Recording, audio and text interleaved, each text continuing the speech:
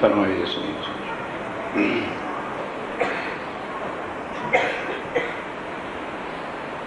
अब कहूँ कच्छ देश की आप हक श्री राज्य महाराज वैधान के धनी पार ब्रह्म सच्चिदानंद स्वरूप अक्षरातीत, जिनके बारे में पिछले 4 दिनों से आप और हर धर्म ग्रंथ के अंदर लिखा है कि जो शास्त्रों में, पुराणों में, गीता में, भागवत में, वेदों में, कुरान में, बाइबल में लिखा है, गुरु ग्रंथ साहब की वाणी में कि परमात्मा सबका एक है, वो कलयुग में आए और उसके बिना कोई भी जन्म मरण से, कर्मों के बंधनों से छुड़ाकर भव से पार करने की शक्ति रखता ही नहीं। अब इस चर्चा को सुन के कई लोग कहते हैं जी फिर जल्दी से हमें भव से पार कर दो, जैसे चूरन की पटका है उनके हाथ में रखने चले जाए। आज दिन तक जिनको गुरु और भगवान परमात्मा तुमने मान रखा है, वो तो निराकार से आगे तुम्हें ले जा ही नहीं सके। भव से पार शरीर को नहीं होना, आत्म को होना है। हमें आज दिन तक आत्मा की पहचान ही नहीं है, तो जिस वक्त हम कहते हैं कि हमें भव से पार कर दो, तो क्या शरीर को उठा के मैं भव से पार रख दूं? जब तक अभी यही नहीं पता है कि मैं जिंदा हूं कि मैं मुर्दा हूं, तो आत्म की पहचान करना क्या मजाक है? क्या मेरा कोई साथी जो नया चर्चा सुनने आ रहा हो 3-4 दिन से, खड़े होने का साहस करे? घबराओ नहीं, कोई हिप्नोटिज्म करके कुछ और नहीं करें। आपका शुभ नाम ना मन्ना कुर, मैं तेरा तू मेरा चेला, मैं तेरा गुर्जा बेटा कमा खा। आत्म तत्व की पहचान हो। जब हम शरीर को ही नहीं जानते तो अंदर जीव और उसके बाद फिर आत्मा का दर्जा आता है। मेरे साथियों, ये ब्रह्म ज्ञान है। गुरु बनना सहज है, मुश्किल बनना दास। दास बना तब जानियो जब हार्ड रहे नमाज। गुरु तो हर कोई बनना चाह रहा है। हम वाणी सीख लें, कुछ कर लें, हम भी गुरु बन जाए और ये पता नहीं हम कौन। ये आज भी मुर्दा है, पैदा भी मुर्दा हुआ था। अंदर जो है जीव वो जिंदा है, आज भी जिंदा है। शरीर से निकल जाएगा, शरीर मुर्दा है आज भी, तब बिल्कुल ही मुर्दा हो जाएगा।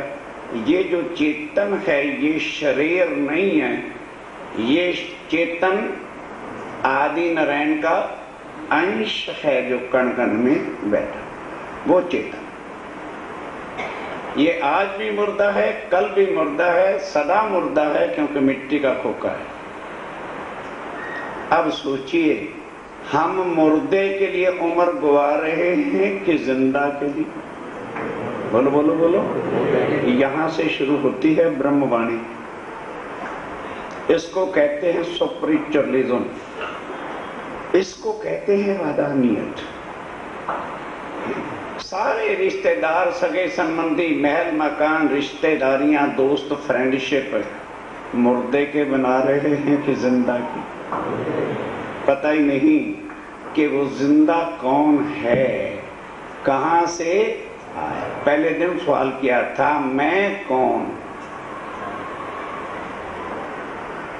कहां से आया और कहां है मेरा भरता? जाओ ले जाओ दुनिया के अंदर ये क्वेश्चन, फिर कहना जी हमारे गुरु परमात्मा है, अपने आप गुरु ले जाने। आज दिन तक इसका उत्तर मेरे साथियों ब्रह्मा नहीं बता सके। तुम्हारे गुरुओं की या दुनिया के गुरुओं की औकात ही क्या है? लक्ष्मी जी ने विष्णु भगवान से पूछा, कोई जवाब नहीं। उमा ने शंकर भगवान से पूछा, कहां से बताते? और यही शास्त्रों में लिखा है, पार ब्रह्म परमात्मा वो अक्षातीत भी दुनिया में आएगा। पर दुख की बात है, यहां जो भी आता है मनुष्य तन में उसको आना पड़ता है। तो हमें क्या दिखता है? तन दिखता है। हम तन से पहचान करते हैं, तन से ही इंट्रोडक्शन कराते हैं। Here is my introduction card. झूठ ही झूठ का पसारा। कूड़ राजा कूड़ प्रजा, कूड़ का सब व्यवहार है। कूड़ बीवी, कूड़ मियां, कूड़ सब संसार। खोलो आंखें, कहां बैठे हैं हम, कहां से आए हैं और मरने के बाद जाना। इसलिए मनुष्य तन मिला है। अब कलयुग में पार ब्रह्म ने आना, तो एक इंसान के तन के अंदर पार ब्रह्म की पहचान करना क्या आसान काम है? वह विषय चल रहा है। पहली बार पार ब्रह्म अक्षातीत ब्रिज में आए। काल माय के विरमान में कितनी लीला की? 11 साल और 52 दिन चले गए, किसी ने नहीं पहचाना।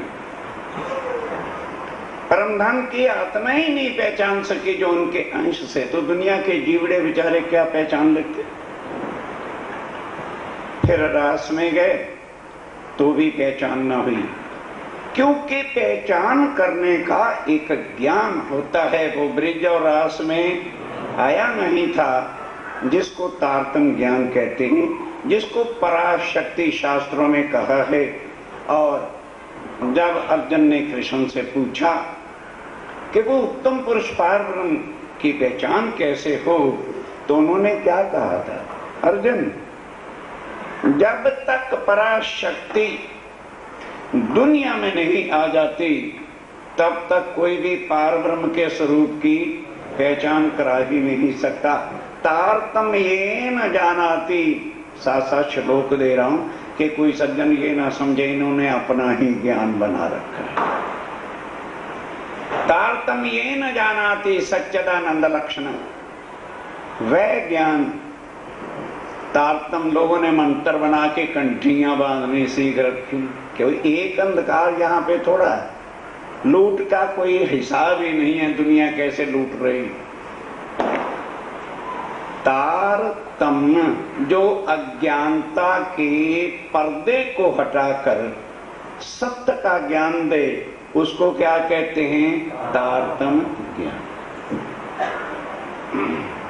अब वो लाएगा कौन?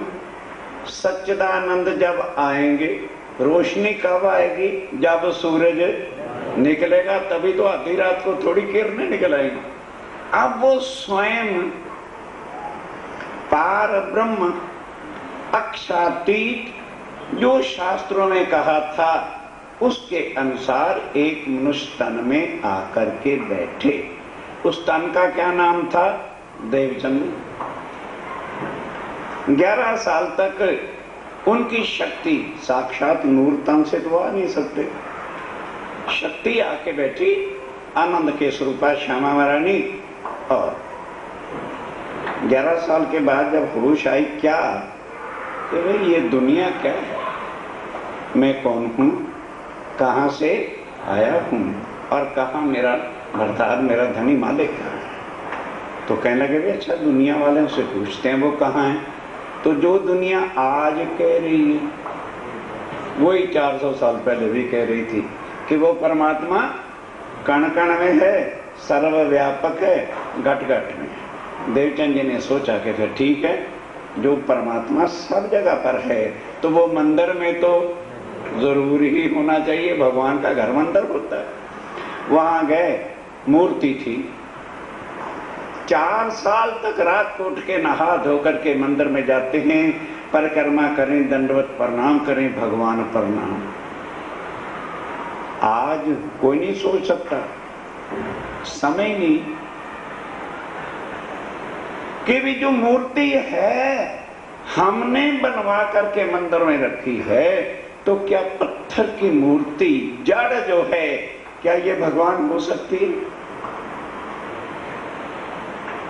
सोचिए, क्योंकि जब तक झूठ की चीजों से हम बाहर नहीं निकलेंगे तो ज्ञान खाली सुन लेने से क्या हो जाएगा। और फिर जयपुर में क्योंकि इस पत्थर का काम ज्यादा होता है, कारीगर एक से एक आला डिजाइन के सजा करके मूर्तियां बना देते हैं। हम उनको भगवान की उपमा दे देते हैं। मानो कोई कहता है भगवान विष्णु राम सीता का स्वरूप हैं, तो जिस तरह से वो कारीगर ने बना दिया, क्या वो सत्य है? तो कारीगर बनाने वाला बड़ा कि वो राम की या कृष्ण की मूर्ति बड़ी?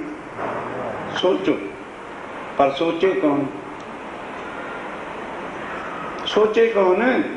क्योंकि यदि आज उसको छोड़ते हैं तो समाज में जिंदा रहना है, दुनिया क्या कहेगी?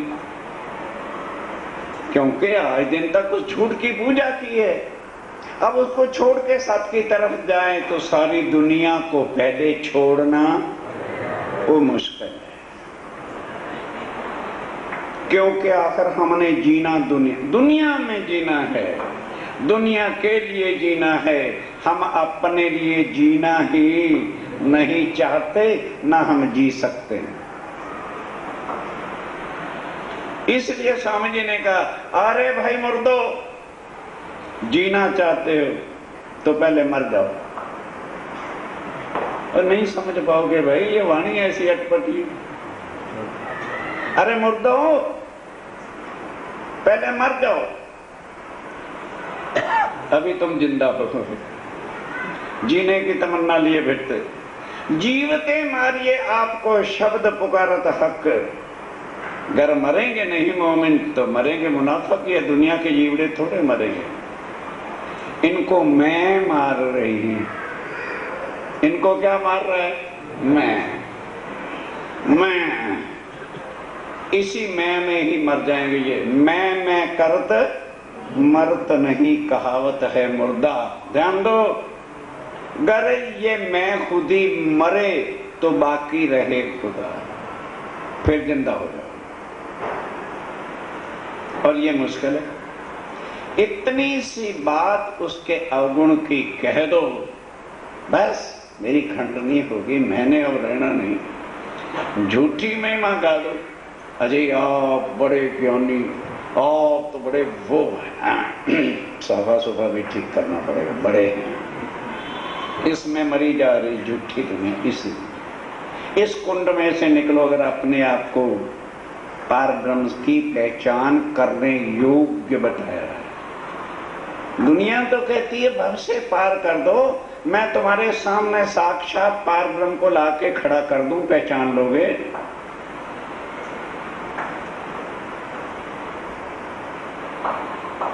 तुमने तो इन आंखों से देखना, और वो शरीर सामने होगा। कहने लगे जी वाह, दिन दिहाड़े अंधा कर रखे कि इंसान परमात्मा मान लें। तो पढ़ो शास्त्रों को क्या लिखा है। जब पार ब्रह्म आएंगे तो मनुष्य तन में प्रकट होंगे। पहचान लेना कैसे करोगे पहचान? अब वो करके बताते हैं। क्या है मेरे साथियों, देखो एक मनुष्य तन के अंदर पार ब्रह्म की पहचान कैसे होती है। अब जब उनके कोई तसल्ली मूर्ति से नहीं हुई, घर बार त्याग करके एक बरात के सहारे से कच्छ देश पहुंच गए। कल यहाँ प्रसंग खत्म हुआ था। अब खोज करते हैं किसके लिए? हमारे और आपके लिए, के बता रहे हैं कि किस तरह से हमको दर्जा बदर्जा ऊपर चलना चाहिए। अब सबसे पहले जब कच्छ देश में गए, खोज के लिए निकले, तो आगे जो मिले वो सनातन धर्म के लोग, कुछ लोग थे। तो उन्होंने कहा जी आप किसको मिलना चाहते हैं? जी मैं भगवान के दर्शन करना चाहता हूँ। अरे भाई किस भगवान के दर्शन करना चाहते हो? घबरा गए। कभी यहाँ भगवान भी ढेर सारे हैं। कहने लगे अच्छा वो 84 भगवानों का मंदिर है, 24 घंटे वाला मंदिर कहलाता है, 84 घंटे वाला। चले गए वहां, 84 प्रकार की मूर्तियां थी वहां पे और 84 ही प्रकार के घंटे लगे हुए थे। जो भी आता था पहले पुजारी पूछता था भाई किस भगवान के दर्शन करने, तो देवी के, हनुमान के, इंद्र के, रुद्र के, नारायण के, सीताराम के और कृष्ण जी के, या जिसके भी हो। अच्छा चलो भोग ले चलो, वहीं जाना, घड़ियाल बजाना, ले वे भगवान के पर्दा हटा देना, दर्शन करा देना, मूर्ति बनी। देवचंद जी कहते हैं महाराज कुछ वाणी चर्चा भी इस मंदिर में होती है या खाली जो भी आता है घंटी बजाकर इस मूर्तियों के दर्शन करके चला जाता है? पुजारी कहता है क्या देखना जरा, तेरा दिमाग तो ठीक है, ज्ञान तो तब सुनना चाहिए जब भगवान के दर्शन ना हो। जब हम आपको साक्षात भगवान के दर्शन करा रहे हैं फिर किसकी चर्चा सुनना चाहते हो? मालूम होता तू भटका हुआ रही है, चल निकल यहां से। अब वो तो दोबारा मूर्ति पूजा कर नहीं सकते क्योंकि 4 साल मूर्ति पूजा करने से कुछ भी मिला नहीं। अच्छा, तब लोगों से पूछने लगे, बड़े बड़े संत भी उधर थे कच्छ देश में। उन्होंने कहा भाई ऐसे ठोकरे मत खाओ, अगर हकीकत में भगवान को मिलना चाहता है तो पहले सन्यासी बन। उन्होंने कहा जी अच्छा। तो सन्यासियों का मठ पता करके वहां चले गए, उनके जाके चरणों में प्रणाम किया कि महाराज अब जाके देखा क्या, सन्यासी बस उनको देह की चिंता होती है, वो रस्सी रखते हैं, डोला नाप के देखते हैं कि कल इतना था, जरा तो कट गया, अच्छा दे मालिश, दे दंड, आरखो अग्नि का धुआं लगा है, चल रहा है। देवचंद जी गए, प्रणाम किया कि महाराज भगवान की प्राप्ति करना चाहते हैं। तो अब वो उत्तर क्या देते हैं? चपाई का गुण है। तो अब वो कहते हैं भाई पहले हमारा शिष्य बन, तब हम आपको भगवत प्राप्त करा देंगे सत्य गारंटी के साथ। लेकिन जब तक तू हमारा शिष्य नहीं बनेगा तब तक हम तेरे साथ मत्था फोड़ी करने को तैयार। पहले हमें गुरु धारण कर ले, फिर हम ये तुम्हें गारंटी से कहते हैं तुम्हें भगवत प्राप्ति करा देंगे। अब क्या होता है? और चर्चा करे दत्त की, और कथा दत्तात्रेय की करते थे, क्रिया नाम सुमरन और गायत्री का पाठ करते थे। ओम भूर्भुवः स्वाहा तत्सवितुर्वरेण्यं भर्गो देवस्य धीमहि प्रचोदयात्। और धुनी के सामने बैठे रहते थे, बस आना खाना पीना मगर मस्त है। ठीक, अब उनकी सेवा करने लगे। 12-12 साल तक वो ये भी नहीं बताते कि वो धुने की जो राख होती है उसको इकट्ठा जिससे करते हैं उसको क्या कहते हैं? छोटी सी फावड़ी होती है उसको कहते हैं अल्फी। तो इस अल्फी के ज्ञान से क्या हो जाता है? फिर अष्टांग योग भी किया, धीरे धीरे उन्होंने बताया अष्टांग योग किया। फिर नव नाड़ी चक्र शोधन भी किया, देह दमन भी किया मेरे साथियों। क्यों? ताकि जो जंगलों में जाके कुछ करना चाहते हैं उनकी आंखों की अंधेरे की पट्टी खोल दें कि जिसको तू वनों में ढूंढना चाहता है वो अब यहां आए, ब्रह्मांड में उतर चुके हैं। अहंकारी पुरुष छोड़ दे उन तपस्याओं को। क्या किया देवचंद जी ने? जैसे वेदी होती है ना शादी के समय, ऐसे वो 4 बांस खड़े कर लेते हैं, 4 ऊपर बांध लेते हैं, एक फिर बीच में बांध लेते हैं। स्वर्गाश्रम में कुटियों के अंदर होता है, देखना हो तो जाके देख लेना। कभी सतगुरु महाराज जी ने कृपा करके मुझे इन रास्तों से निकाला था, सब कुछ दिखाया था। तब नीचे आग जला के 2 फुट कोयला कर लेते, 2 फुट कोले कोले अंगारे कर लेते हैं, फिर टांगे देते हैं ऊपर बांध, दायां हाथ इस बगल में, बायां हाथ इस बगल में सांस चलाते हैं। ऐसा भी करने पर कुछ प्राप्ति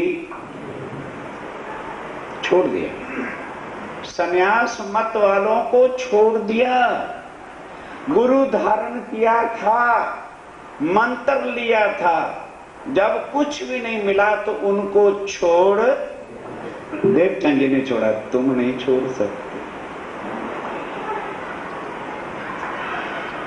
क्योंकि तुम संसार की परिपाटिका से आगे चल नहीं सकते।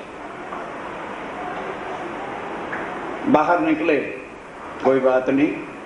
तब राजा जो कच्छ देश का था, उनके गुरु की तलाश की। भाई आम जनता से तो राजा की अकल ज्यादा ही होगी, उसके गुरु के पास जाना चाहिए।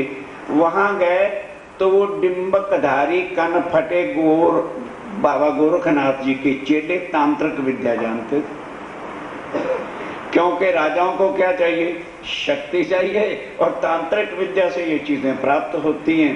चलो जी, उनके पास भी गए।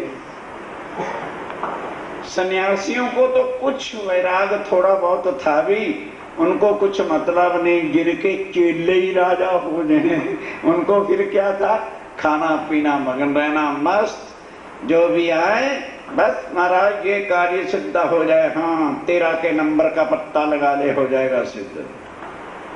ये भी गुरु देखे, मन नहीं माना, छोड़ दिया। फिर आगे बड़े बड़े पंडितों के पास, बड़े बड़े ज्ञानियों के पास, बड़े बड़े कथाकारों के पास, बड़े बड़े इल्मियों के पास भी गए।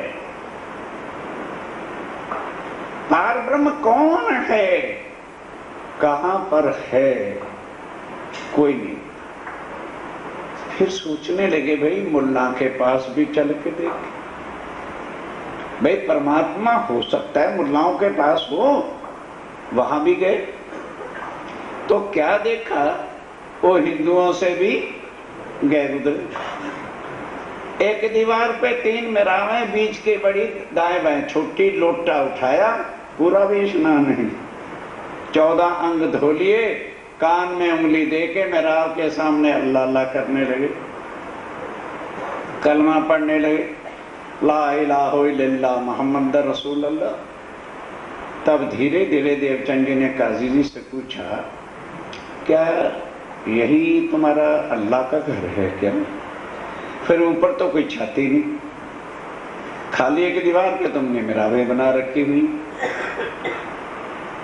इतना भी जवाब नहीं दे सका। भाई हमें तो जो शरीयत में सिखाया जाता वही बता सकते हैं, आगे हमको कुछ नहीं।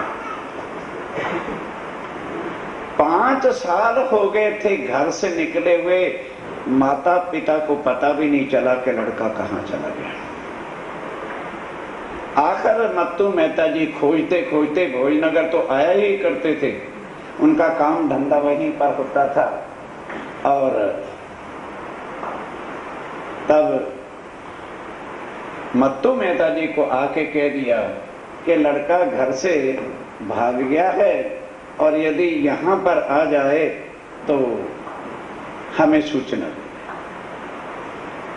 और उनके लड़के देवचंद जी के माता कुंवर बाई को बता दिया कि लड़का गया कहीं नहीं है, मैंने उनको आश्रम में भेज दिया है, और वो जाके हरदास जी के पास पढ़ लेगा, फिर ले आए। तब उसके बाद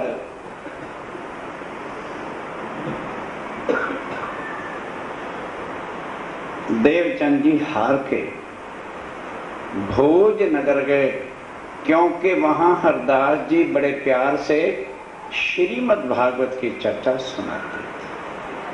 जब वहां उनके पास पहुंच गए तो उन्होंने, हरदास जी ने बड़े प्यार से उनको रखा। ध्यान देना, भागवत और संसार से ग्रंथों से कितना ऊंचा रास्ता दिखाती है वे विषय ध्यान से। मत्तू मेहता को संदेशा भेज दिया कि लड़का आ गया है, चिंता नहीं करना। अब इधर देवचंद जी उनके पास क्यों टिके? उनकी सचवटी सच्चाई की हकीकत को देखकर। आज भी आप वृंदावन चले जाओ, राधा वल्लभी मार्ग के जो पुजारी हैं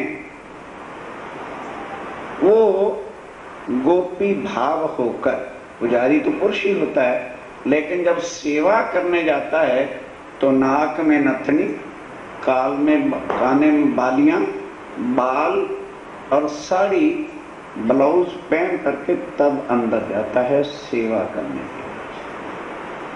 क्यों? उनके मंत्र में है भज मन श्री वृंदावन कुंज बिहारी नित्य विलास सखी भाव होए भजिए।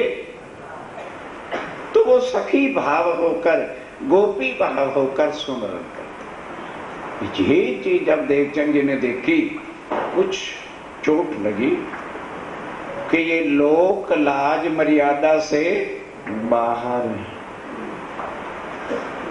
फिर क्या देखा कि चाहे अमीर आए और चाहे गरीब आए, चाहे छोटी जाति का आए और चाहे बड़ी जाति का आए, सबको प्यार से बिठाना, और कोई सुनना चाहे तो उसको प्यार से भागवत के द्वारा नित्य वृंदावन गौलोक की पहचान। ये हकीकत देखकर अब देवचंद जी कहते हैं, मैं ये जो ज्ञान है इनसे लूं कैसे? तो उन्होंने कहा, कुछ लेना है तो कुछ बोलो देना पड़ेगा। तो मैं इनको क्या दे सकता हूं? बस सेवा करूं और मेरी सेवा से ही ये खुश हो जाएंगे। आखिर एक सेवा करता है और दूसरा सेवा करवाने वाला भी जानता है कि ये मेरी सेवा किस भाव से करता है। देवचंद जी क्या करते थे? रात को 1:30 बजे जब हरदास जी और उनके घर वाले सो जाते थे, तो कच्छ देश में भी पानी बहुत गहरा है। रात को उठे, पानी खींचे, मंदिर को धोवें और घर के जूठे बर्तन, घर के जूठे बर्तन भाई मलें, सफाई करें, चौका दें। 3 बजे देखें कि हरदास जी के उठने का समय हो गया, चुपचाप कपड़ा तान के सो जाए। करें सेवा न जना वही अपनी आत्म के गरज। सेवा करनी है तो किसी को बताने के लिए नहीं, अपनी आत्मा की गरज। आखिर ये बात छुपने वाली तो थी।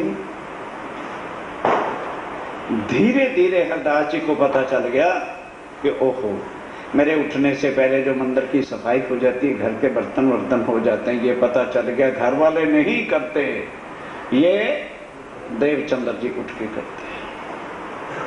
तो अब उनके दिल में चोट नहीं, भाई ये जो मेरे पास यहाँ सेवा करता है क्यों आया है? तब एक दिन धीरे धीरे अब उसको मंदिर में साथ रखने लगे सेवा करने के लिए। पूछने लगे, देवचंद्र क्या तुमने यहाँ आने से पहले किसी गुरु को धारण करके मंत्र लिया है? कहने लगे, जी हाँ लिया। संन्यास मत वालों पर विश्वास करके मैंने गायत्री का मंत्र ले रखा था और सेवा अवश्य आपकी करता हूँ, लेकिन पाठ में अभी उसी का करता हूँ। कहने लगे, अच्छा तो ऐसे करना, ध्यान से कि वो जो मंत्र है सन्यासियों वाला वो एक कागज पे लिख लेना, लिख करके पेड़ा होता है ना आटे का, उसमें रख लेना और रोटी बना करके पका के किसी सन्यासी को वो रोटी दान कर देना, तो उनका मंत्र उनके घर चला जाएगा। देवचंद जी कहते हैं गुरुदेव ऐसा ही करूंगा, पर ये तो दुनिया वालों का रास्ता है। जो गुरु जी, हाँ जी चेला जी वाले हैं, मैं कुछ पूछना चाहता हूं कि जो दीक्षा मुझे आप देना चाहते हैं, यदि वो गायत्री से आगे का ज्ञान होगा तो चाहे मैं किसी को दान करूं ना करूं, वो मेरे मन से ऑटोमेटिक ही निकल जाएगा। मैं उसका फिर पाठ क्यों करूंगा, ध्यान क्यों करूंगा। और अगर आपने गायत्री की शक्ति जो निराकार निरंजन किया उससे भी नीचे का पकड़ा दिया कुछ, तो लाख दान कर लो मेरे मन से जाने वाला नहीं। अब हरदास जी चौके, ओहो ये विशेष इंसान नहीं, इन आम इंसान में ये विशेष बुद्धि रखता है। क्या लगे, अच्छा ठीक है जैसे तेरी मर्जी हो ऐसे करना। अब दूसरे दिन वो सेवा कर रहे थे तो कहने लगे जा फिर आज मैं तुम्हें नित्य वृंदावन जो निराकार से कौन सी योग, ये कौन सा ब्रह्मांड है, काल माया का, इसका मालिक परमात्मा मूल कौन है, आदि नारायण महाविष्णु। आई समझ। इससे आगे वैकुंठ से आगे 7 शून्य हैं, जहां मोह तत्व है, जहां से सप्त स्वरों की आवाजें, अनहद बाजों की आवाजें आती रहती, शून्य है। उससे आगे योग माया का ब्रह्मांड अखंड है। वहां जो चीज हो जाती है उसका कभी भी नाश, वहां पर है वृंदावन, वहां पर है बाल, बताया था अखंड है, और वहां पर ही बांके हरि अखंड है। तो अब ध्यान देना कि हम आपको उनका मंत्र देना चाहते हैं। इस वास्ते क्या करो, सखी भाव से लेना पड़ेगा। इस वास्ते नाई के पास जाकर भद्र वेख होया, अर्थात मुंडन सिर बाल मूछे दाढ़ी मुंडवा के आओ। अब उधर क्या होता है वो भी सुन लेना।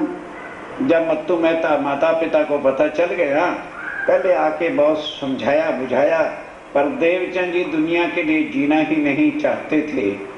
होता भी क्या, तो अब मत्तू मेहता और वो सब यही परिवार भी आ गए। एक एक लड़का था, पर जुदा रहने का क्या मतलब था। कई कुटुंब कबीले खेस रिश्तेदारी भी वहां पर रहती थी। सबने मामा चाचा ने आके समझाया, देवचंद जी किसी की सुनते नहीं। आखिर मजबूर होकर के मत्तू मेहता जी ने देवचंद जी की मर्जी के बिना ही सगाई कर और पंडित को दिखा के शादी भी निश्चित कर दी। डेट देवचंद जी को कोई पता नहीं। अब तुरंत देवचंद जी मंदिर में से नाई के पास गए, भद्र वेख होके आके ऊपर साड़ी का पल्ला लेके लाल बैठ गए। किसके सामने, बांके और बाल मुकुंद जी की मूर्ति के सामने। अब हरदास जी बताते हैं कि देवचंदर ये साक्षात भगवान नहीं। क्या कोई आज दिन तक बताता है? ये साक्षात भगवान नहीं है, ये नित्य वृंदावन और गौलोक के बाल मुकुंद जी का स्वरूप है। हम इनको तन से सेवा करते हैं, चित्त हमारा नित्य वृंदावन में रहता है। तुमने भी इसी तरह इनके पास बैठना है और ध्यान इनके चरणों में लगाना, गोपी बन करके अपनी आत्म का संबंध शादी की तरह इनके साथ जोड़ना है। बैठ गए। अब वो बोल रहे हैं कि बोलो, तुम नहीं, देवचंद जी को बुला रहे हैं। भज मन श्री वृंदावन कुंज बिहारी, ये वृंदावन नहीं, नित्य वृंदा जो अखंड है, जहां बांके बिहारी अखंड है, जहां बाल मुकुंद अखंड है, कुंज बिहारी नित्य विलास, जहां अखंड लीला गौलोक की और रास की हो रही है, उनका सुमरण और सखी भाव होए भजियो भरता। सखी भाव, पुरुष हो गया तो संसार के अंदर पुरुष है, अपने आप को मानना कि मैं उनकी एक गोपी हूं, ये तो है गौलोकता का नाता। अभी यहां रहिए, ठीक है? कहने लगे बस आज आप जाओ, कल सवेरे आ जाना। अब एक नाम का मुहूर्त तो एक ही होता है ना। देवचंद जी को गुरुदेव ने इधर वृंदावन का मंत्र देने के लिए वही डेट निश्चित की, और उधर शादी की डेट निश्चित है। घर में सब रिश्तेदार सगे संबंधी आ गए हैं। रात शाम को दुल्हा राजा बन के घोड़ी पर बिठाना और सिर दिया मुंडवा। बाई चांस आगे दरवाजे पर मिली, पिता गए। अब जब पिता ने देखा कि लड़का सिर मुंडवा के आ गया, तो फिर टेम्परेचर कितना का बढ़ना था, कहने की जरूरत ही नहीं। बगैर नापे तोले जो अपशब्द देवचंद जी को नहीं भी कहने चाहिए थे, मत्तू मेहता जी को कह। देवचंद जी चुप से सुनते रहे। आखिर ये भी कह दिया, देवचंद्र तो इसे तो ना ही पैदा हमारे घर होता, संतान ही न होते, इस तरह से हमारा अपमान न होता, सारे सगे संबंधियों के सामने हमारी नाक। जब शांति हुई तो देवचंद जी पूछते हैं, पिताश्री आज इतना लाड क्यों कर रहे हैं, मुझे ये बताइए, बहुत प्यार कर डाला है। कहते तुझे पता नहीं कि तेरी आज शादी है? कहने लगे मैं शादी ही तो करके आया, मैं और कुछ नहीं करके आया। तो मिट्टी की शादी के चक्कर में मैंने अपनी आत्मा की शादी की। अब होना क्या था, रोए धोए हुए खुशहाल, सिर पे अब बाल तो आने नहीं थे, रुमाल रखा, मुकुट पुकट बांधा, बाजा बूजा बजाया। अब देवचंद जी कहे कर लो भैया, तुम भी इस मुर्दे की कर लो शादी। कर करा दिया संसारिक विवाह मर्जी के बिना। पत्नी सौभाग्य वाली है जिसकी शादी अक्षरातीत के अंग से हो रही है, उनका नाम था लील। भाई आगे शादी तो क्या होगा, ये थोड़ा शादी आ गई तो अपने मालिक को छोड़ दें, बस आई शादी। 1:30 बजे 12 बजे बराबर मंदिर जाते, वही सेवा करता, वही सब कुछ करते हैं।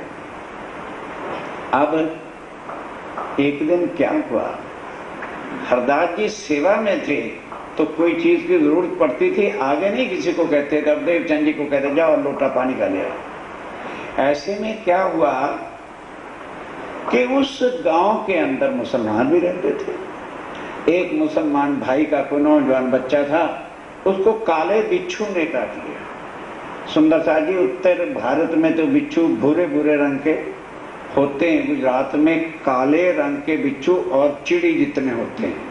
एक डंक वो मार ले काले सांप से, कम नहीं बस मृत्यु के समान हो जाता है। उसको सवेरे सवेरे बिच्छू ने काट लिया था, बिल्कुल मुर्दे जैसी हालत हो गई। घर वाले पन पर डाल करके ले आए और आ करके, ए हरदास जी बाबा, अरे जल्दी आ जाओ, हमारा आदमी मर रहा है। अब वो सेवा के अंदर थे, उन्होंने सोचा अगर मैं सेवा करता रह गया तो उसके प्राण तो खत्म हो जाएंगे। बस सेवा से बाहर निकले, पर्दा कर दिया, कहने लगे देवचंद्र जल्दी आ जाओ। उनके पास बिच्छू की जहर उतारने के मंत्र था। वो मंत्र पढ़ा और हाथ फेरा अपनी मुच्छों पर और फूंक लगा दी, तो वो आदमी चेतन हो गया। फिर दोबारा पढ़ा तो जोर नहीं लगा, उठ के बैठ गया। फिर तीसरे पढ़ने की जरूरत ही नहीं पड़ी, तो घर वाले लाख लाख शुक्र करते हो, कहने लगे हरदास जी बाबा आप हमारे लिए परमात्मा का रूप हैं, क्योंकि दुनिया और दान दे सकती है पर जिंदगी का दान कोई नहीं दे सकता। अगर आप आज इस शहर में ना होते तो ये हमारा रिश्तेदार मर गया होता। इस तरह से संसार के रिश्ते से उसकी महिमा गाऊ के चले। आप ध्यान से सुनना सुंदर साथी जी। हरदास जी कहते हैं देवचंद्र देखा ये मंत्र कितना पर उपकारी है। मैं चाहता हूं ये मंत्र भी मैं तुम्हें सिखा ताकि तुम उपकार करो। देवचंद जी कहते हैं हरदास जी ये जो मंत्र है ये तो एक बिच्छू की जहर को उतारता है, और तुमने जो मुझे मंत्र दिया है वो मरने और जन्मने, अब नहीं ना पता कितना दर्द होता है, क्योंकि मरते समय तो मुर्दा तड़पता है। भागवत पढ़ो, 1,00,000 बिच्छू काले इकट्ठे चिपट जाएं, उतना दर्द जन्म के समय में और उतना दर्द एक बार के मरने के समय होता है। 84,00,000 बार इतना दुख सह के मेरे साथियों ये हीरा जन्म तुम्हें मिला। ऊपर की आंखें खुली हैं, हृदय के चक्षु अंधे।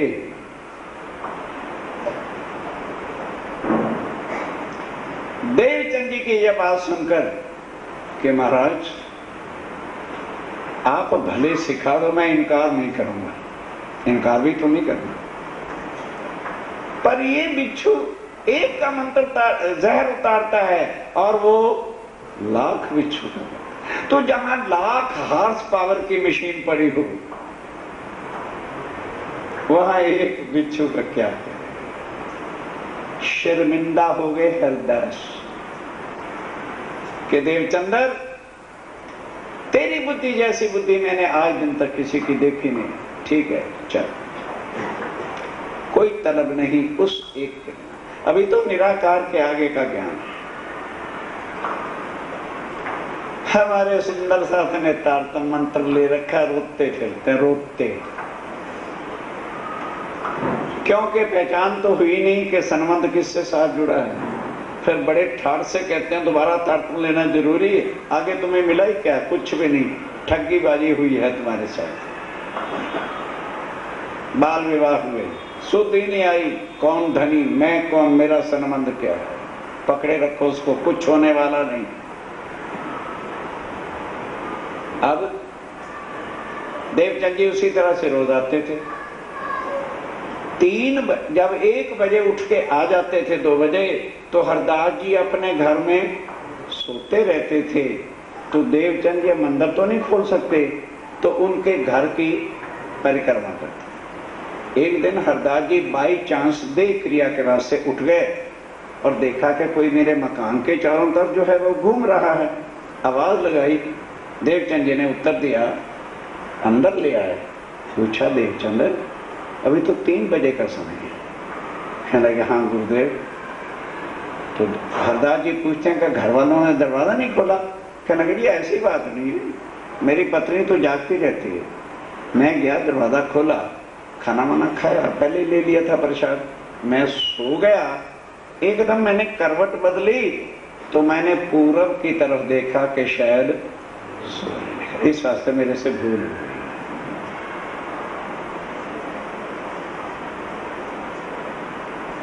सतगुरु को भी बताते नहीं, क्योंकि आत्मा की वस्तु किसी को बतानी। समझ में आए तो समझ लेना, क्योंकि आप तो उनसे आगे हैं ना। वायदे करके जागनी, तू सोएगी मैं कैसे ना जगाऊं। ढंग और फरेबों से बाहर निकल आओ, नहीं तो जाओ, हमें बताना है। ध्यान देना। कहने लगे अच्छा कोई बात नहीं, हो सकता है, पॉसिबल है। फिर कुछ दिनों के बाद 4-6 महीने बीत गए, फिर अचानक उनको देख लिया, पानी या गर्मी का मौसम होगा, प्यास के लिए उठे, देखा फिर वही देवचंद्र। अंदर ले आए, कहते देवचंद्र तू मेरे पीछे हाथ धो के पड़ा क्यों? तू चाहता क्या है?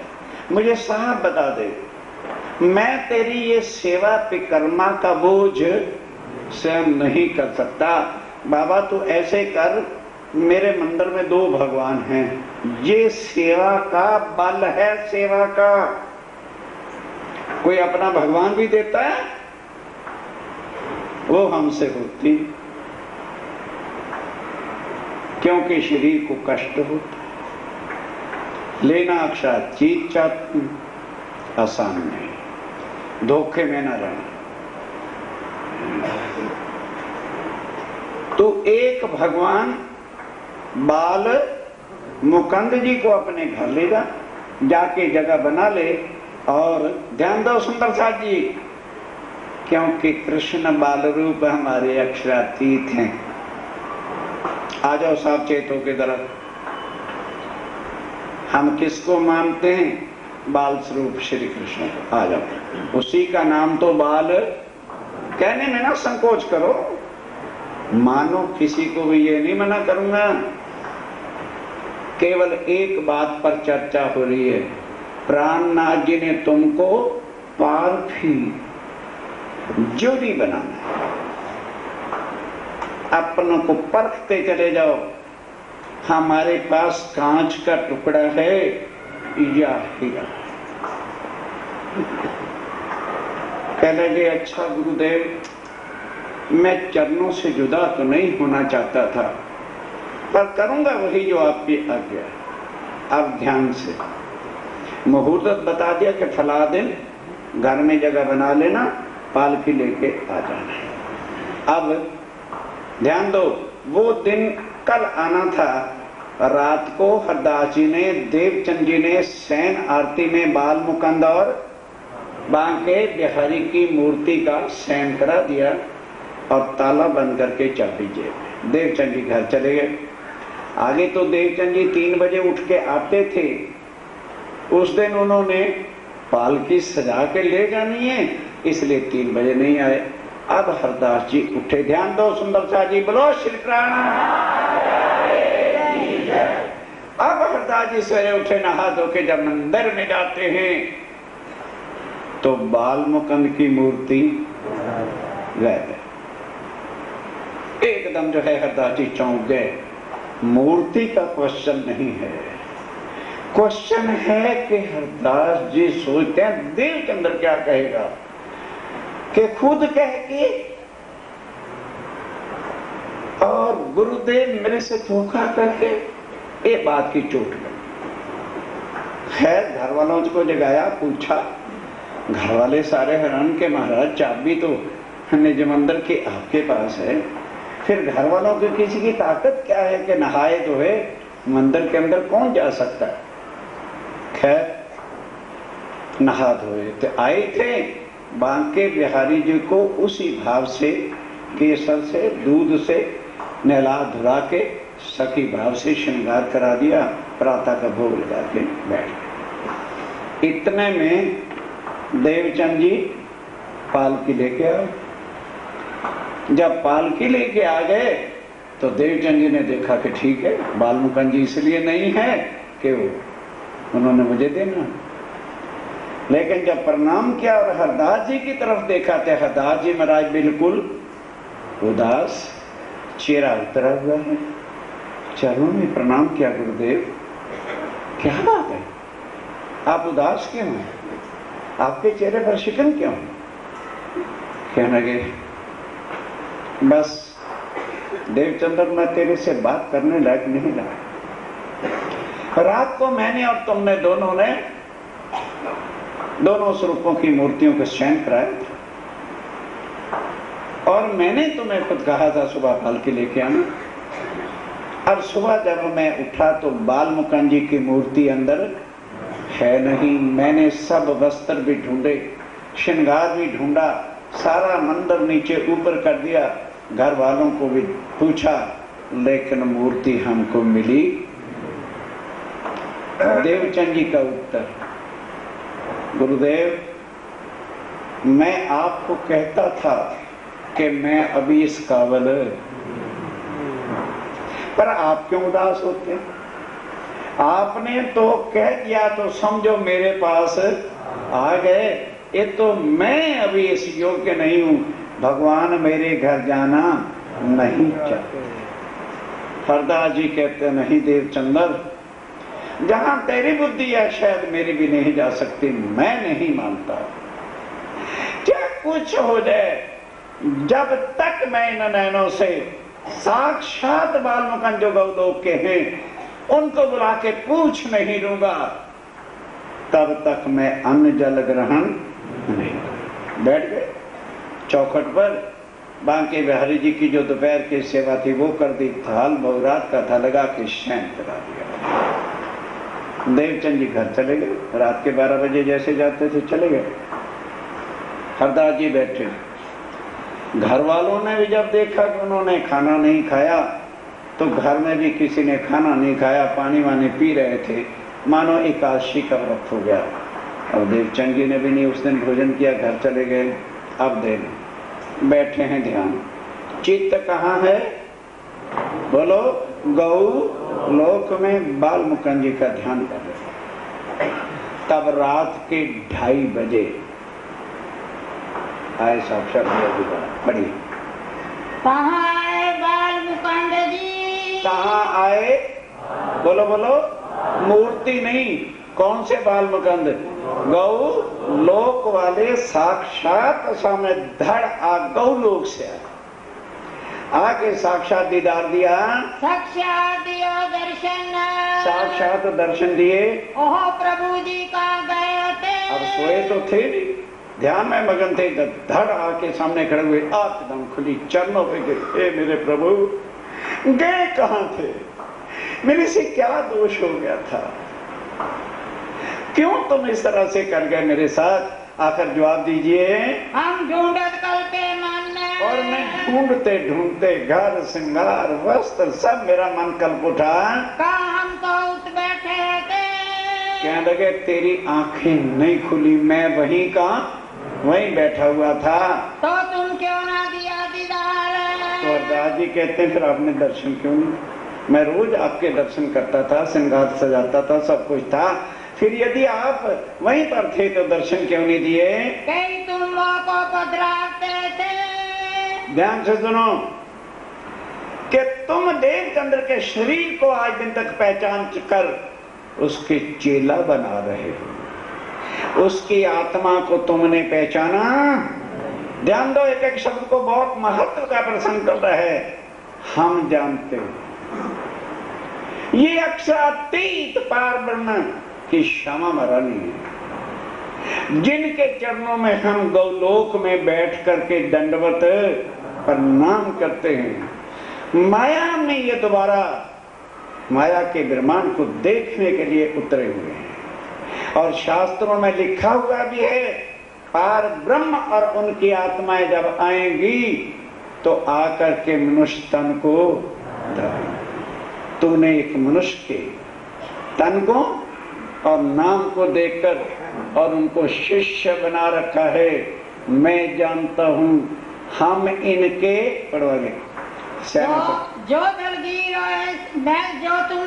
मैं जो तुमको इन स्वरूप की, क्योंकि तुमको इनके मुंह से बोलो स्वरूप की पहचान नहीं है, गई नहीं पहचान, तुम्हें पहचान नहीं हुई, इस वास्ते तू इनको चेला बना के और खुद गुरु बना बैठा है। मैं इनकी सेवा ना सह सकूं, मैं इनकी, अरे जिनकी हम सेवा करते हैं, ध्यान करते हैं, प्रणाम करते हैं, तो उनको भी उनके घर मुझे भेज रहा है।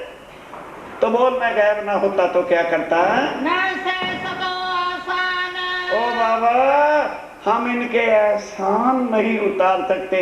मैं कोटों बार पहले ब्रह्मांड में जन्मा था और कोटों बार मरता था। पहली लीला इन्होंने ब्रिज में की थी तो मुझे भावसागर से करने वाली ये हैं। कैसे हम इनका एहसान उतारें? और तू उल्टा मुझे भेज रहा है उनके घर सेवा करने के लिए, तो मैं कैसे यहाँ रहता? जो कलगीर आए श्री देवचंद्र जी। और अब ध्यान से सुन, अगर देवचंद जी उदास हो जाएं तो क्या करना? कभी उनके पति अक्षरातीत ने रास में बांके बिहारी के तन में लीला की थी, तो उनको भी मूर्ति ना देना।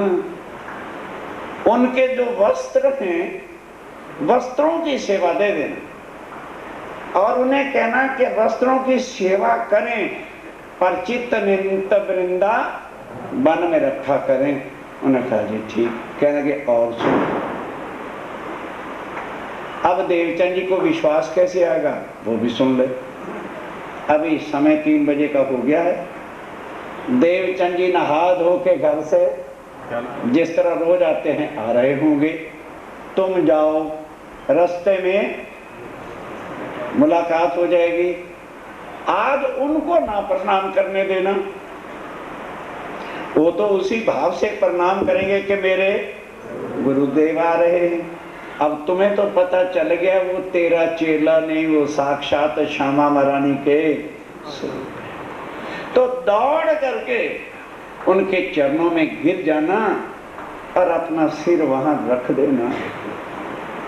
अब वो दुखी तो बड़े होंगे कि हे गुरुदेव, आगे भगवान रूठ गया था, चिंता नहीं थी।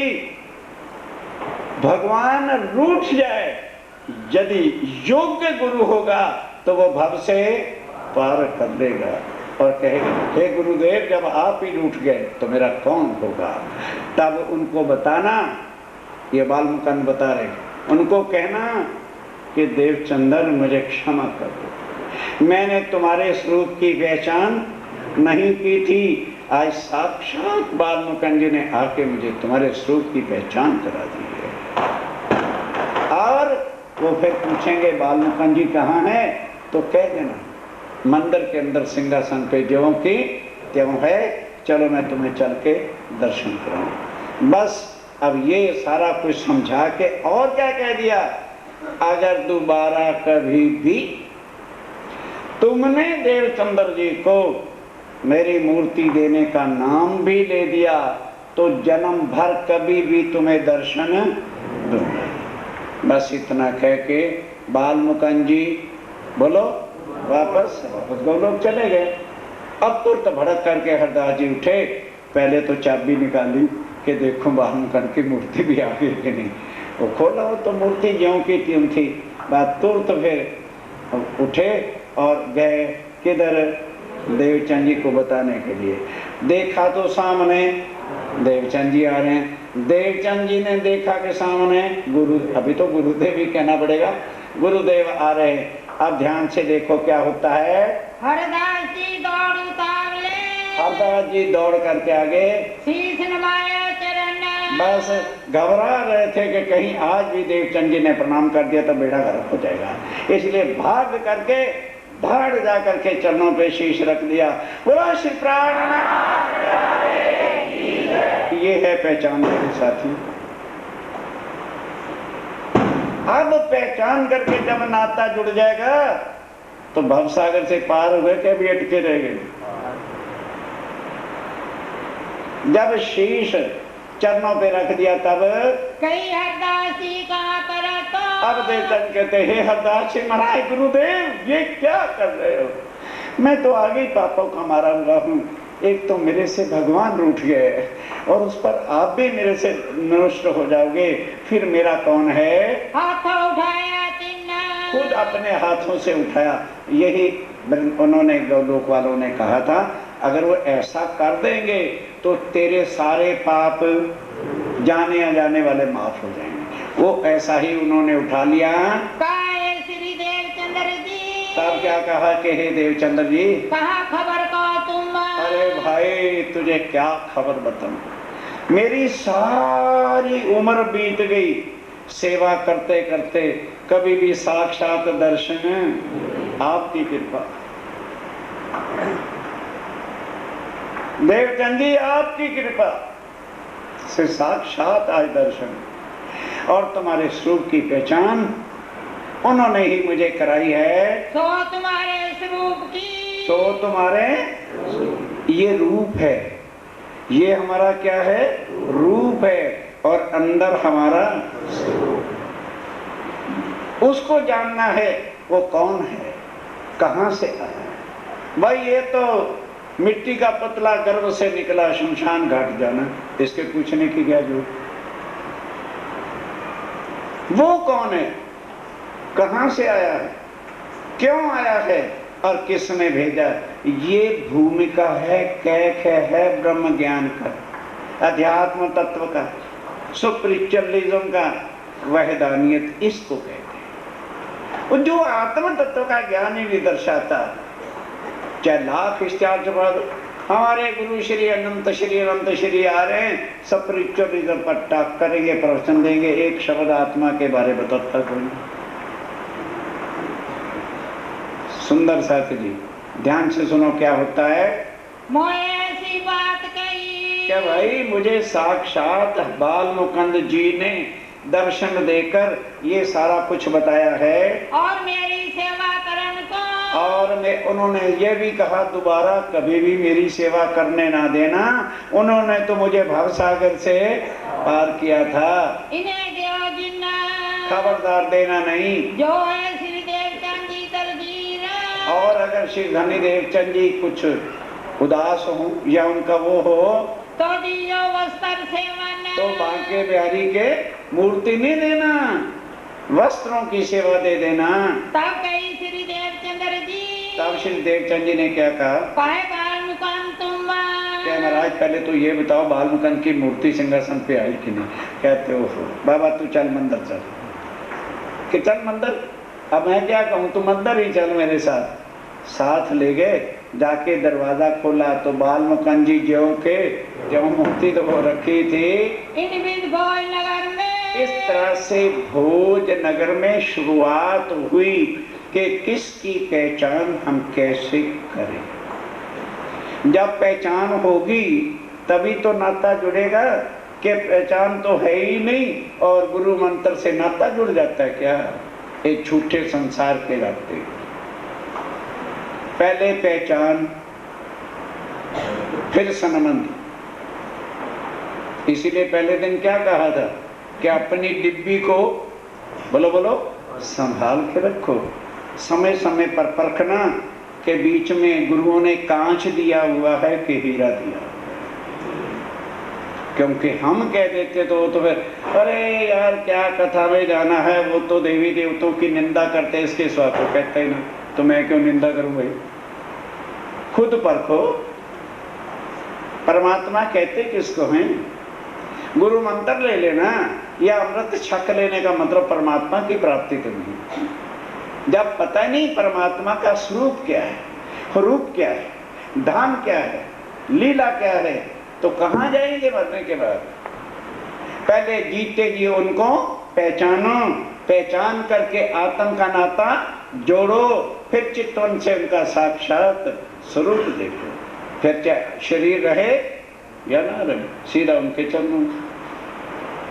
ये है जो पूर्ण ब्रह्म अक्षातीत सच्चिदानंद ने आके एक को नहीं बताया, क्योंकि वो सबका एक। ये जाति पाति के भेदों से, शरीरों के चक्रों से जो बाहर आ जाएगा, वही आत्म तत्व के ज्ञान का पात्र बन सकता है। यहाँ चेले गुरु वाला संबंध नहीं है मेरे साथियों। अपने आप को पहचान, अपनी आत्मा को पहचान, और आत्मा का जो मालिक एक पुरुष है पार ब्रह्म, उसके साथ नाता जोड़ो। बस फिर करना क्या है, आओ मानो लड़का रहता है फॉरेन में, लड़की रहती है इंडिया में, नाता हो गया, लड़का आएगा इंडिया में कि नहीं। अरे बोलो तो सही, शादी करनी है तो लड़की थोड़ी बारात लेके जाएगी। आ गया, शादी हो गई, बोलो हो गई। अब लड़का तो वापस तुरंत जाएगा क्योंकि उसका वीजा है, और लड़की का वीजा है नहीं। अब लड़की क्या कहती है, पतिदेव शादी तो हो गई और मैं चिंता क्यों करती, 6 महीने के अंदर ले। 6 महीने से भी पहले वीजा बना के मैं ले जाऊंगा, मुझे नहीं चिंता मेरी पत्नी वहां पर। ध्यान से, अब वो बेचारा जाएगा तो सही, जाना है तभी तो वीजा बनाएगा, सब कुछ करके ले जाएगा। अब लड़की रहती है किधर? मायके घर में। लेकिन आगे जब रहती थी तो क्या कहती थी? मम्मी अपना तौलिया है, अपना है। अब क्या कहती है? मम्मी ये थोड़ा है। नहीं समझे? समझ नहीं आई? हो गया माँ से अलग के नहीं? अरे बोल तो दो। रहती इधर है, रात को 12 बजे फोन किधर जाता है? बोलो, फादर से फोन आता है, माँ बाप सारे सो रहे हैं, रोती है, जल्दी करो। अरे भाई होने से क्या होता है? बहुत सारी फाइल आगे चली गई है, 2 ही महीने के अंदर मैं आ लेने के लिए। अच्छा फिर जल्दी करना जरा। साथियों, प्राणनाथ लेने के लिए आया, छोड़ने वाला देवी देवता नहीं। उन्होंने अपने वाणी में कह दिया है, क्या देखी कि मैं दुनिया जो इनको ना करूं। हम आए हैं इतने काज ब्रह्म सृष्टि लेने घर, परम धाम की आत्मा को लिए बिना मैं जाऊंगा नहीं। वो संसारिक दुल्हा नहीं है, वो आत्मा का खसन है, खामंद है, और वो कभी अपनी आत्माओं से अलग जब पहचान के रिश्ता हो जाएगा, फिर हमें जाने का चिंता है कि दुल्हा दुल्हन के बगैर जाएगा ही नहीं। बोलो बोलो, दुल्हा जाएगा? अरे बारात को रोटी चाहिए, माँ बाप को जेवर चाहिए, और दुल्हा को केवल अपनी बीवी चाहिए। वो अपनी आत्माओं के लिए बिना वापस परम धाम जाने वाला ही नहीं। तुम्हें क्यों चिंता? मुझे भव से पार कर दो। तू भव से पार क्या होगा? लेने वाला सीधा सुख पालों में बिठा के ले जाएगा। पहले उसकी पहचान कर लो है कौन। अभी तो वही मुहावरा है, भगवानों वाला भगवान है ये भी, और आगे का भगवान। वहां ना कोई भक्त है, ना कोई भगवान, ना कोई वहां गुरु है, ना कोई वहां चेला है। वो एक स्वरूप, जैसे सूरज और सूर्य की। ये पहले समझो आत्मा और पारब्रह्म का नाता क्या है।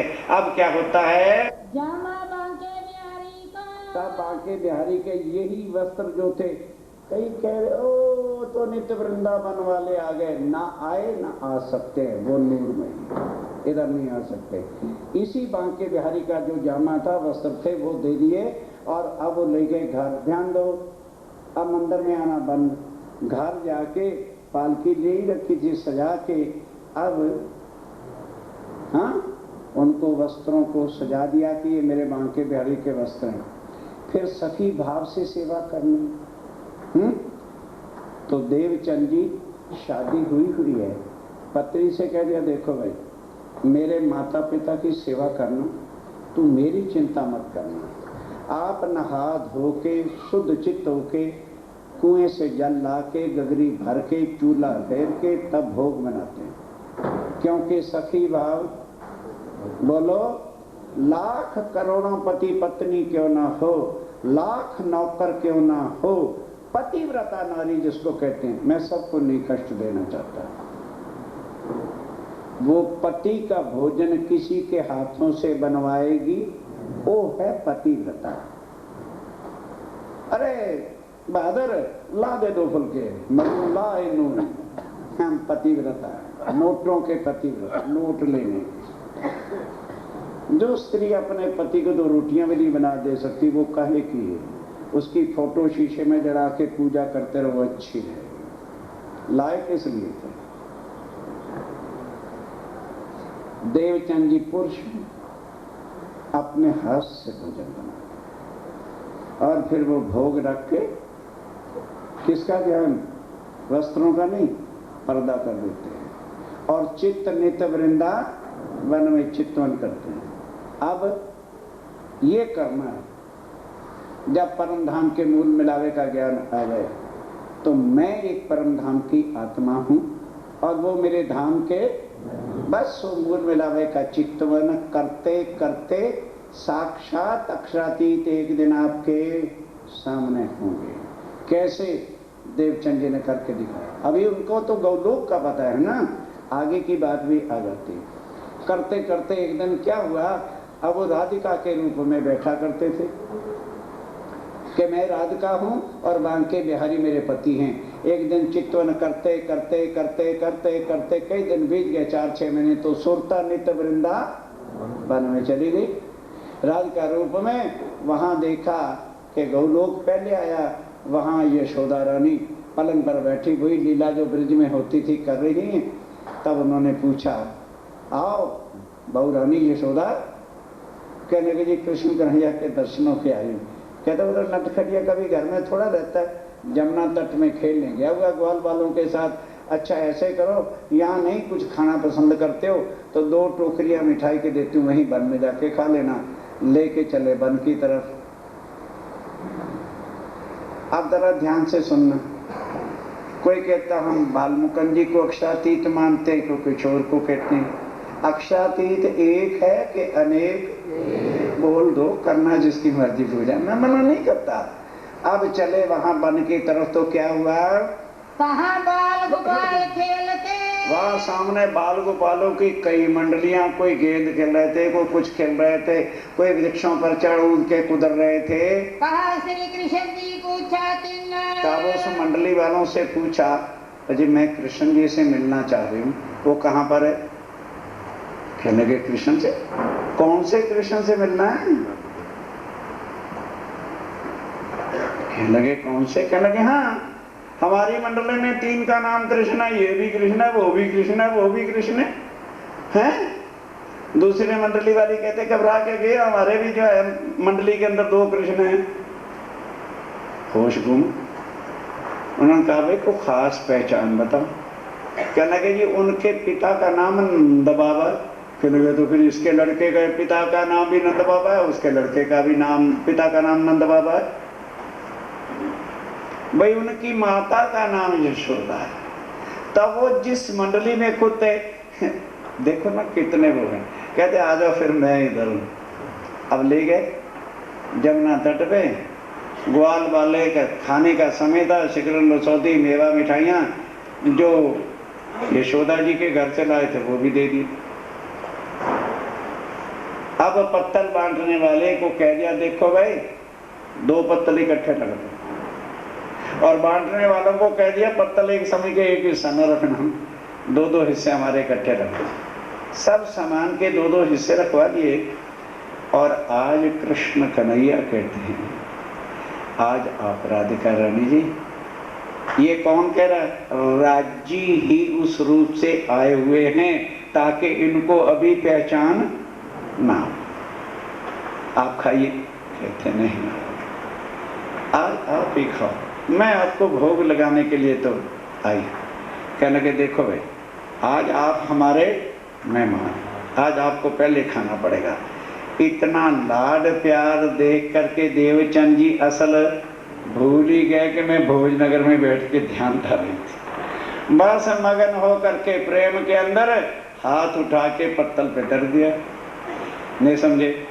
अब हाथ तो लगा जमीन पर और सुरता गई। अब क्या करें, जब सुरता ही टूट गई तो कहाँ खाएं और किससे बात करें। इतना दृढ़ निश्चय हो गया कि वो सदा मेरे सिर पर खड़े। बस उसके बाद ये सारा प्रसंग के बाल मुकुंद और बांके बिहारी का जो प्रसंग है मैं सुनूं कहाँ से। तब हरदास जी से फिर पूछा, ये नहीं बताया कि मेरे चितवन में ये वाक्य न के महाराज ये बाल मुकुंद और बांके बिहारी की सारी कथाएं मैं कहाँ से सुन सकता हूँ। उन्होंने कहा देखो देवचंद्र, सुनाने को तो यहाँ भी सुनाई जा सकती है, पर तेरे प्रश्नों का उत्तर यहाँ को नहीं दे सकेगा। हमारी राधा वल्लभी मार्ग का मूल स्थान जाम नगर नौतनपुरी है, और वहाँ मूल मंदिर जो है वो श्याम मंदिर कहलाता है, श्याम जी का मंदिर। और वहाँ कान जी भट्ट जो हमारे आचार्य हैं वो श्री भागवत की चर्चा करते हैं। तुम्हारे प्रश्नों का उत्तर उनके बिना कोई दे सकेगा नहीं, तुम वहीं चले गए। तब देवचंद जी अब भोजनगर से चले, तो इस बीच में देवचंद जी के घर 2 संतान भी, एक लड़का और एक लड़की। लड़के का नाम बिहारी जी था और लड़की का नाम जमुनाबाई था। माता पिता भी अभी जिंदा है, लेकर के चले गए। देवचंद जी अभी तक कुछ संसारिक काम धंधा नहीं करते, भोग के वास्ते थोड़ा सा सामान जो अच्छा मिला वो भोग के लिए बना दिया, भोग लगा के प्रसाद बांट दिया, और बाकी जो घर में बाजरा मिला, आटा मिला, चने की रोटी मिली, जो क्यों पिता बेचारे कमा रहे, इतने बुढ़ापे में देवचंद जी संसारिक काम करते नहीं, उसी पर सबर सुगुरी करते। अब चले गए जामनगर, वहाँ पर और भी कई रिश्तेदार रहते थे, जाके वहाँ अपना घर बसा दिया। अब चले खोज करने के लिए, कहाँ कि श्याम जी का मंदिर कहाँ है और कामजी भट्ट कहाँ है। वहाँ गए तो राधा बल्लभियों के बड़े ही मंदिर थे, बहुत जने कथा करते थे। पूछते पूछते श्याम जी के मंदिर में कान जी के भट्ट के पास चरणों में चले गए। श्याम जी के देवर में, श्याम जी के देवरे में मंदिर में कथा के कान जी भट्ट कथा भागवत की करते थे। निष्ठा सुनने लगे, निष्ठा बंद हो गई। मतलब ही नहीं है कि किसी दिन गैर हाजिरी हो या 2 मिनट भी लेट चले जाएं। होए बल्लभियों से खटपट। अब राधा बल्लभी मार्ग वालों से खटपट होने लगी, क्योंकि देवचंद जी वही करते हैं जो श्रीमद् भागवत में लिखा था, और राधा बल्लभी मार्ग वाले वो करते ही नहीं जो भागवत कहती।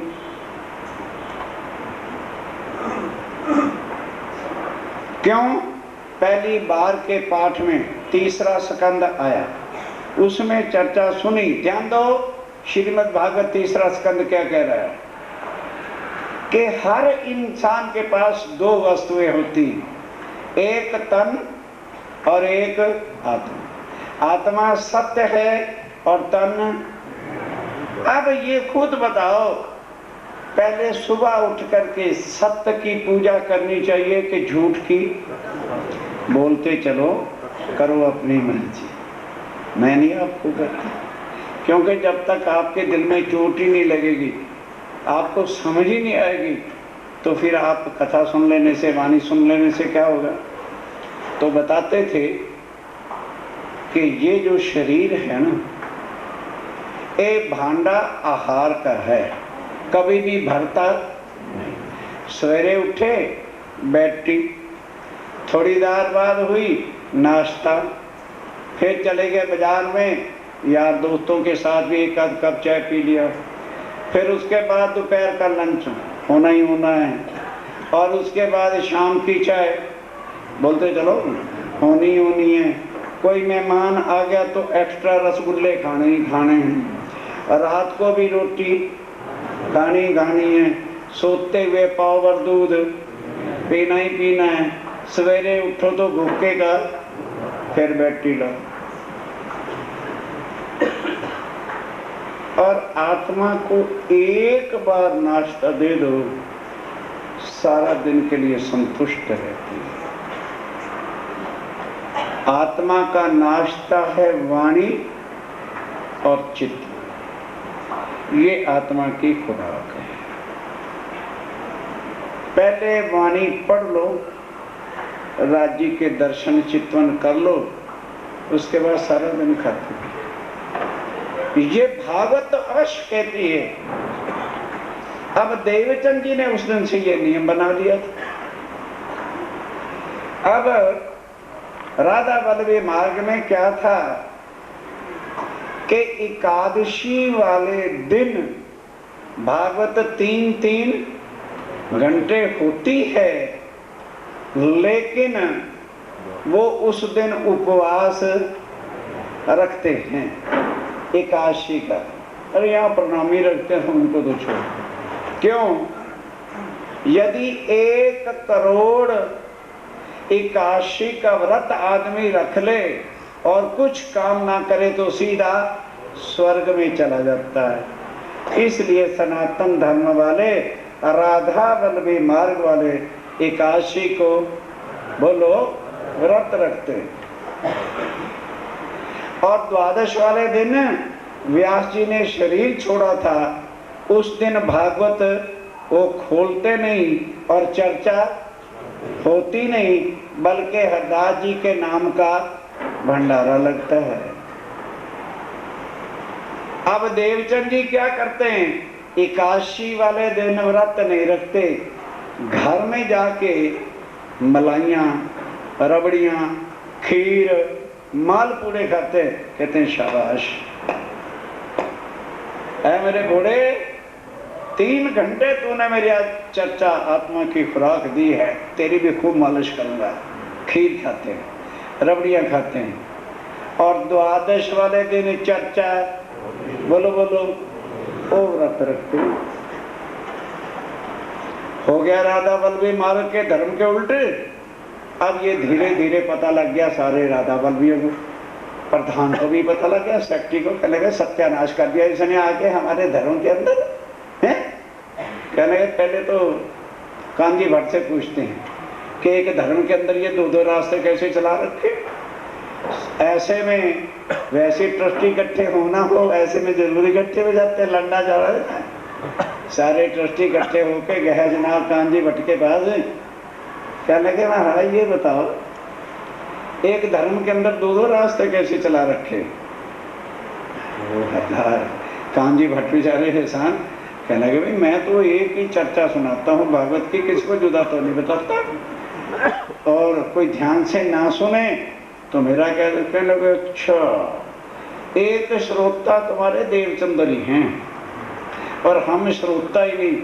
पहले पत्थर पड़ लिया होते, मेरे दादे ने मंदिर बनवाया और मेरे मामे ने फर्श की सेवा ली थी।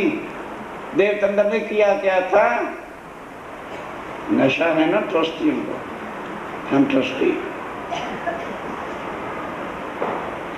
हरदास जी कहते हैं कुछ बात भी बताओगे कि ऐसे झींगा मस्ती करते आ रहे। कह लगे महाराज हमें तो कहते हो 81 का व्रत रखो कहते हो और द्वादशी का भंडारा कराते हो, और व्रत जो है हमें कहते हो भंडारा दो। तुम्हारे देवचंद्र जी 81 वाले दिन रोटी खाते हैं और द्वादशी को लंगर का भंडारे का प्रसाद ही नहीं लेते। चौके कांजी भट्ट वही तो मुसीबत पड़ी। कहने के भाई घबराओ नहीं, देवचंद्र जी को आने दो, वो जो कुछ करते हैं भागवत के अनुसार करते हैं, इतना मैं जानता हूँ। इतने में देवचंद्र जी आ गए, आके बैठे। कांजी भट्ट ने कहा देवचंद्र हाँ जी भाई जरा कुछ इनके प्रश्न हैं उत्तर दो। कहने लगे जी पूछो। सारे कहने लगे भाई देवचंद्र तू नया ही श्रोता आया, हमारे धर्म टांट कस रहे हैं, चुप। और हम तो जिन्होंने सारी उम्र हमारे बाप दादाओं ने लगा दी उन्होंने सुना ही कुछ नहीं। तू जरा ये बता दे, इतना हम भी जानते भागवत के 1 स्कंद और 1 स्कंद के 1 श्लोक को कोई विरला ही समझ सकता है, पर तू तो भाई भागवत वृक्ष की टेढ़ी टेढ़ी पत्ते पत्ते टांट कस रहे हैं ना, और उसके एक नस नस में घुसा हुआ है। चुप, वो भी सह लेते हैं। कहने लगे इतना बता दो कि 81 वाले दिन जब 3 घंटे कथा होती है तो तुम व्रत क्यों नहीं रखते, और द्वादश वाले दिन व्यास जी का पूज्य ग्रंथ है हमारे धर्म का, हम खोलते नहीं और तुम उसका भंडारे का प्रसाद नहीं लेते। कहने लगे अच्छा कांजी भट्ट क्षमा करना, मैं इनसे पूछना चाहता हूँ, सारे राधा वल्लभी मार्ग के अनुयायियों ये बता दो भागवत एक नावल ग्रंथ है या कि सत्य मानते हो। कहते वाह, ये तो हमारा सत्य पूज्य ग्रंथ है। तो खोलो तीसरा स्कंद, उसमें क्या लिखा है कि आत्मा सत्य है और शरीर झूठ है। जब तक आत्मा की खुराक नहीं मिले, किसी भी इंसान को भोजन नहीं करना चाहिए। एकादशी वाले दिन आत्मा को 3 गुना चर्चा की खुराक मिलती है। तो झूठे शरीर ने क्या कसूर किया अभी इसे भूखा मारे? इसलिए मैं 3 गुनी खुराक देता हूँ। मालपूड़े खाता हूँ, खीर खाता हूँ, हलवा भी खाता हूँ, पूरियां बना के खाता हूँ। और द्वादश वाले दिन मेरी आत्मा को खुराक बोलो मिलती नहीं, इसलिए मेरा धर्म है बिन आत्मा की खुराक के झूठे शरीर को मैं खुराक नहीं देता। नंबर 2, भागवत कहती है करोड़ एकादशी का यदि व्रत पूरा हो जाए तो स्वर्ग मिलेगा ना, और स्वर्ग का महाप्रलय में नाश होगा। फिर ये बताओ, अगर जिस दिन से तुम पैदा हुए तुम्हारी माँ ने एकादशी का व्रत उसी दिन से चालू कर दिया तो महीने में 2 एकादशी होती है, एक अंधेरे पक्ष की, एक उजाले पक्ष की। तो साल में कितने हो गए? बोलो बोलो 2400। ज्यादा से ज्यादा 100 साल की उम्र लगाओ तो कितने व्रत हुए? चाहिए कितने? 1 करोड़। क्या फायदा एकादशी?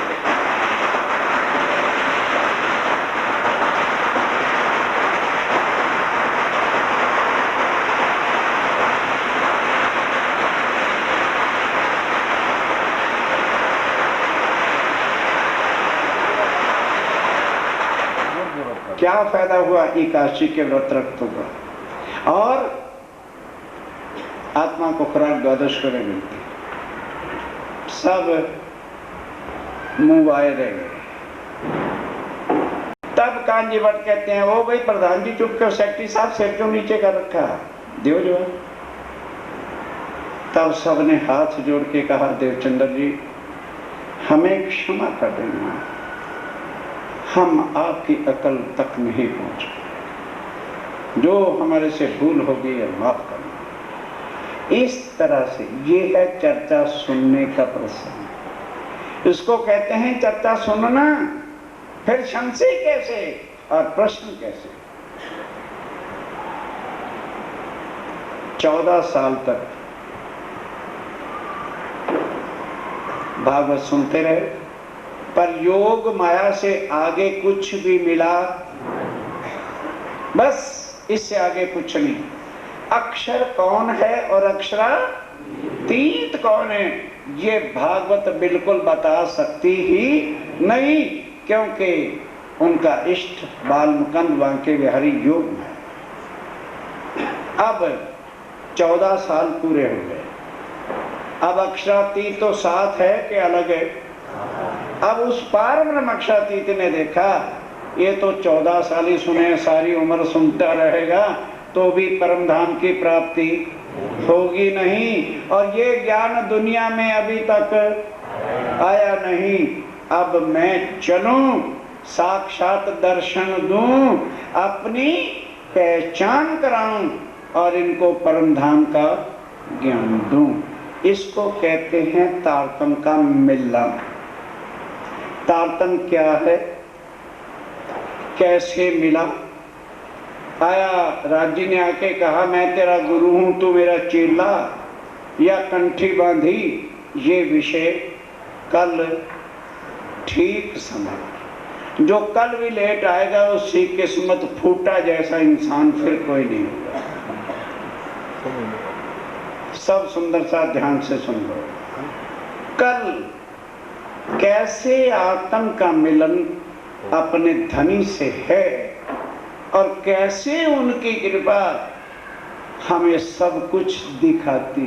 हम नहीं देख सकते, उन्हीं की शक्ति जब अंदर बैठती है तो यहीं पर बैठे हमारी आत्म को वो चीजें साक्षात्कार कराते हैं। और कल ठीक 8 बजे यही प्रसंग आना। कोई सुंदर साथ लेट ना है। नंबर 2 दूसरा सुन लो और 1 मिनट के अंदर अपनी राय दे दो। सब सुंदर साथ की इच्छा है कि इतवार वाले दिन 11 बजे से लेकर जैसे गोष्ठी हुआ करती थी 1 बजे तक हमारा कार्यक्रम चले और फिर भोजन करके हम चले जाएं। फिर सोमवार रात को इसी समय आए। इतवार की चर्चा रात की बजाय दिन के 11 से 1 बजे तक हो। अब सलाह दे लो, कोई जबरी सूचना नहीं, सबको अनुकूल होगा तो ऐसा करेंगे। बोलो स्वीकार है? जिनको नहीं स्वीकार वो हाथ खड़ा करो कि हमें सूट नहीं करता है। ठीक है? तो ये ना कहना हमें बताया नहीं। हर इतवार को जितने भी संडे आएंगे 29 को भंडारा भी इसी समय 11 से 1 बजे का होगा। केवल इतवार को चर्चा 11 से 1 बजे तक होगी। बाकी 6 दिन रोज 8 से जैसे 9:30 होती है। बोलो श्री प्राणनाथ।